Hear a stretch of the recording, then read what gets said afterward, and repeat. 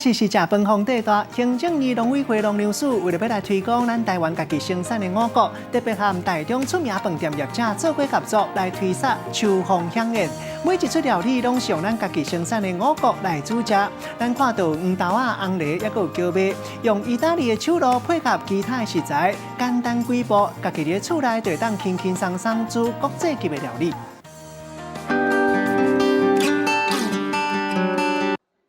一道十外出菜有沙拉、鸡汤、披萨、订饭，还有点心。第一只看到的菜，全部拢是用台湾国产的五谷类的食米煮出来的，像讲黄豆啊、红梨、荞麦、西亚米等等，简单料理一个就会当变甲真好食。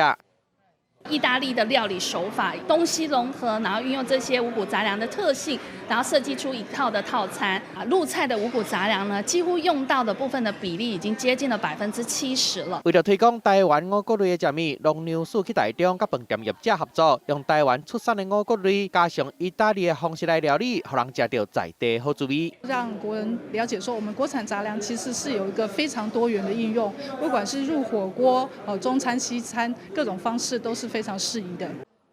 因为台湾单年食的五谷类超有800吨，国产的部分却敢若占6%，就是因为进口的价小较俗，互民众较无爱买国产的五谷，造成产量伤济。不过国产的五谷优点真济，较青、较健康，碳排放较少，还有产销履历。希望民众支持国产的五谷，嘛帮助农民增加收入。记者综合报道。